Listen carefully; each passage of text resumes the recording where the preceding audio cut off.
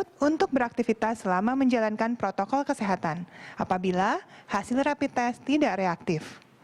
Pada prinsipnya, rapid test atau tes cepat yang disebut sebagai rapid diagnosis test sebenarnya ditujukan kepada orang yang pernah melakukan kontak erat dengan pasien positif. Rapid test yang dilakukan sekarang ini oleh pemerintah tetap mentargetkan orang-orang yang berisiko tinggi. Tenaga kesehatan di seluruh Indonesia melakukan pelacakan terhadap orang-orang yang melakukan kontak dengan orang yang terkonfirmasi positif. Upaya ini disebut sebagai contact tracing. Apakah semua orang di semua tempat ramai atau kerumunan harus menjalani rapid test? Nah, hal ini hanya dilakukan apabila memang diperlukan. Jadi, apabila lokasi tersebut diduga berkaitan dengan ditemukannya kasus positif, maka tes masif dilakukan berdasarkan penyelidikan epidemiologi. Sedangkan rapid test secara massal sering dilakukan di beberapa tempat keramaian seperti pabrik, pasar, kantor dengan tujuan menapis atau screening. Dan ini meminimalisir kalau ada orang yang membawa virus tapi tidak sakit dan kemudian berpergian secara bebas. Orang ini tentu akan membahayakan anggota masyarakat lainnya, terutama bagi yang rentan, seperti orang tua atau lansia dan mereka yang memiliki penyakit penyerta. Ini berarti rapid test membantu kita menemukan orang yang harus dirawat agar segera sembuh dan tidak malah menimbulkan komplikasi, dan membantu mengetahui jumlah orang yang membawa virus tapi tetap sehat. Mereka harus melindungi orang lain, jangan sampai kalau tidak ditanggulangi maka bisa menulari orang lain. Orang seperti ini bisa diisolasi mandiri di rumah atau fasilitas lain. Saudara-saudari sekalian, saya jelaskan sedikit tentang jenis-jenis dari tes COVID-19. Pertama yang sudah saya jelaskan tadi tentang rapid diagnostic test atau rapid test ini ada dua macam. Ada yang mengetes antibodi atau ada juga yang antigennya. Cara pemeriksaannya bisa dengan menggunakan sampel darah dan juga ada yang bisa menggunakan swab test. Sampel darah diambil dengan tusuk jarum di bagian jari dan cara pemeriksaannya dilakukan dengan mengambil spesimen yang ada di darah tersebut. Kemudian dilakukan pemeriksaan. Kemudian dengan swab test, pengambilannya adalah dengan mengambil spesimen melalui hidung dan juga tenggorokan. Alat rapid test seperti ini telah didistribusikan secara luas ke rumah sakit hingga puskesmas di seluruh Indonesia. Tujuannya untuk mendeteksi dini orang-orang yang beresiko tinggi tertular COVID-19. Nah, sekali lagi, kelompok sasaran ini didapatkan berdasarkan hasil surveillance. Jenis tes yang lain adalah tes PCR atau polymerase chain reaction. Bedanya, PCR adalah pemeriksaan berbasis laboratorium untuk melihat materi genetik yang disebut dengan RNA dari virus tersebut yang lalu dikirimkan ke laboratorium yang memiliki mesin PCR atau mesin pemeriksa TCM atau yang sebelumnya dikenal sebagai alat penguji TB yang diakui oleh WHO dan juga Kemenkes Republik Indonesia. Saat ini ada lebih dari 200 laboratorium yang siap menguji PCR. Lalu, buat apa tetap ada rapid test? Sebenarnya ada beberapa hal. Pertama, meski sudah banyak mesin PCR kita tetap terbatas. Jadi tidak mungkin dan tidak direkomendasikan seluruh penduduk di Indonesia ini dilakukan uji swab dengan mesin PCR. Kedua, untuk mengetahui prevalensi, yaitu sebagai basis data epidemiologi, seberapa banyak sih orang di Indonesia ini yang telah dan sedang terkena COVID-19. Ketiga, menekan beban biaya sistem kesehatan. Rapid test dengan hasil yang positif lah yang akan dilanjutkan ke tes PCR sebagai konfirmasi. Ingat, populasi kita sekitar 270 juta orang dan tersebar di belasan ribu pulau. Dan Indonesia itu besar dan luas, jadi kita harus cermat menggunakan sumber daya kita. Tim pakar gugus tugas penanganan percepatan COVID-19 kemarin telah mengingatkan, tidak semua orang perlu menjalani rapid test. Tanyakan langsung kepada petugas kesehatan apabila ada informasi soal COVID-19 yang kurang jelas. Bisa dengan mengunjungi situs resmi gugus tugas di covid19.go.id atau telepon ke 119 extension 9 atau gunakan layanan telemedis yang sudah banyak sekali tersedia. Mereka bahkan menyediakan konsultasi via handphone. Mari kita tetap lawan COVID-19 secara bersama. Gotong royong dengan menggunakan informasi dan ilmu pengetahuan yang valid dan terverifikasi. Selanjutnya, untuk menyampaikan kinerja data hari ini, saya mempersilahkan Dr. Ahmad Yuryanto.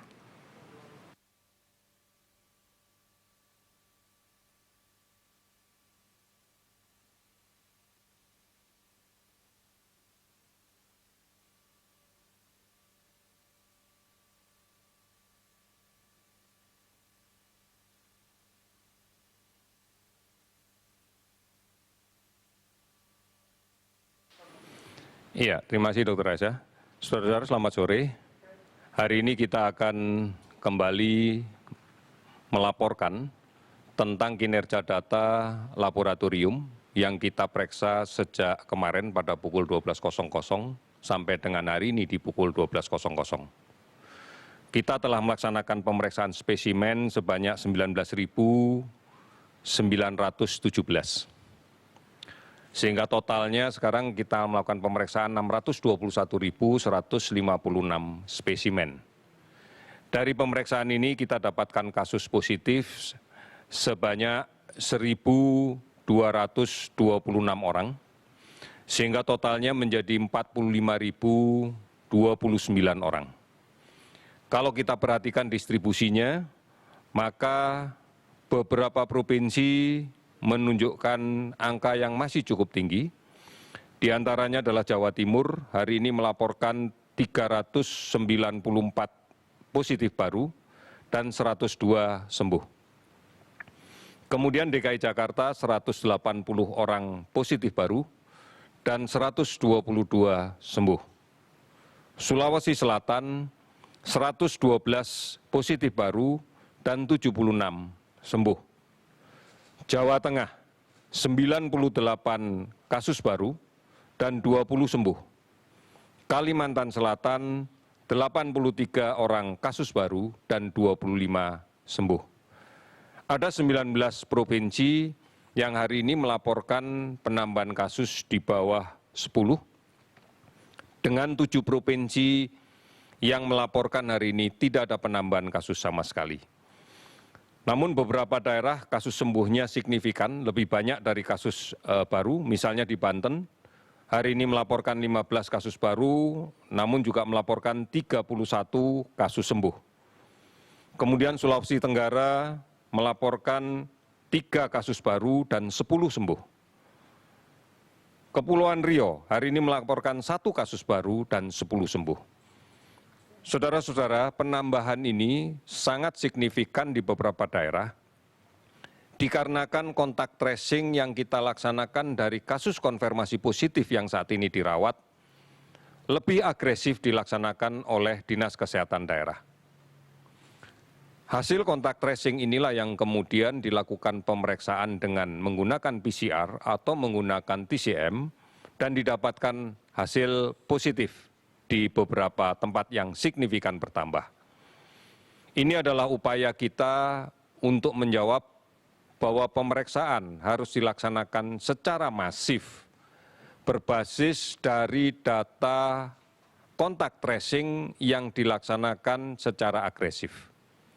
Pemeriksaan ini penting karena ditujukan untuk bisa menemukan kasus positif di tengah masyarakat dan kemudian melakukan isolasi atau melaksanakan perawatan kalau memang membutuhkan atau terindikasi dibutuhkan perawatan.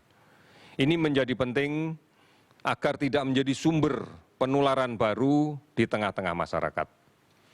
Kasus sembuh yang kita laporkan hari ini totalnya adalah 534 orang, sehingga total sembuh menjadi 17.883 orang. Kasus meninggal 56 orang sehingga total menjadi 2.429 orang. 438 kabupaten kota yang telah terdampak di 34 provinsi. Kita masih melakukan pemantauan terhadap orang dalam pemantauan sebanyak 37.336 orang. Pasien dalam pengawasan yang masih ketat kita lakukan pengawasan sebanyak 13.150 orang.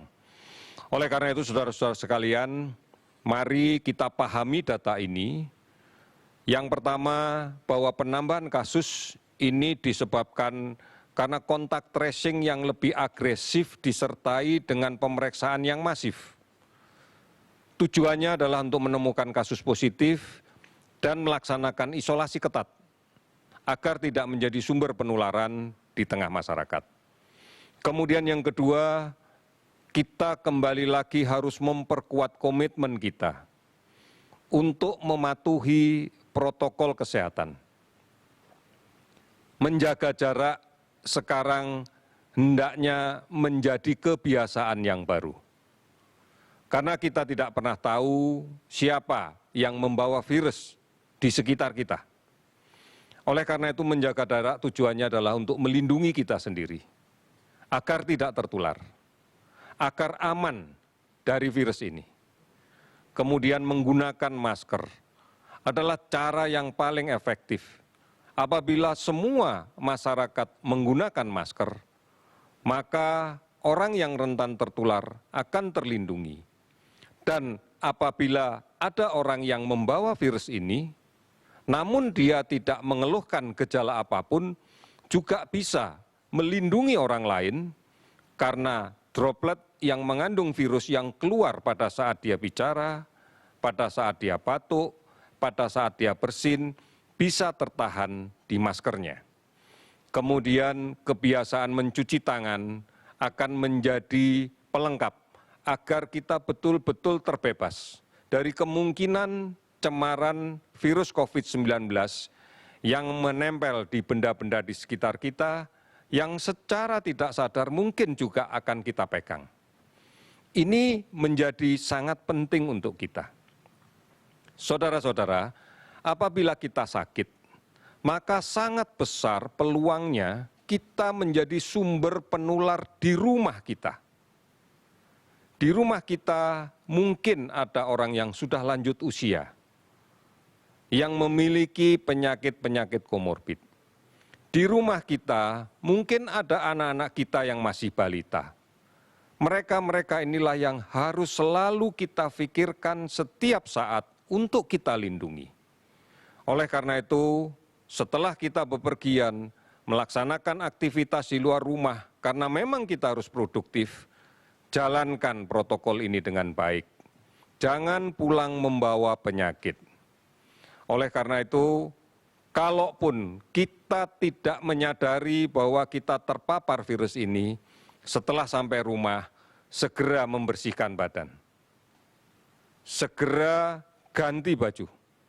Segera bersihkan peralatan yang kita bawa dari luar sebelum berinteraksi dengan anggota keluarga di rumah. Ini cara yang harus kita lakukan. Dan cara ini kami mohon untuk diedukasikan, diajarkan, dan diberi contoh kepada seluruh anggota keluarga kita. Agar adaptasi kebiasaan baru sudah menjadi sesuatu yang tidak asing lagi untuk kita. Sehingga muncul keyakinan di dalam seluruh anggota kita bahwa kita menggunakan masker karena pingin aman, bukan menggunakan masker karena takut didenda, karena takut ditegur orang. Tetapi sepenuhnya kita sadari bahwa kita menggunakan masker untuk mengamankan diri kita sendiri. Saudara-saudara sekalian, aktivitas yang sudah mulai kita laksanakan semata-mata ditujukan untuk mengembalikan kembali produktivitas kita. Agar kita bisa produktif kembali. Bukan sebagai sarana untuk menahan diri yang selama ini tidak boleh kemana-mana, sehingga kemudian euforia, kegembiraan tanpa batas yang justru nanti malah membahayakan kita. Tidak perlu kita ajak anak-anak kita yang masih balita untuk mendatangi pusat-pusat pembelajaran. Tidak perlu mengajak orang-orang tua yang memiliki risiko penyakit yang lainnya untuk menuju ke keramaian. Cukup kita. Dan lakukan seperlunya, sesuai dengan kebutuhan kita. Kalau memang tidak bisa diselesaikan dari rumah. Oleh karena itu, mari bersama-sama kita mengukuhkan kembali komitmen kita, bekerja sama, bergotong royong, peduli, dan saling mengingatkan semuanya agar kita mematuhi protokol kesehatan. Kami yakin, kita semua yakin bisa mengatasi ini. Kita pasti bisa. Terima kasih, selamat sore.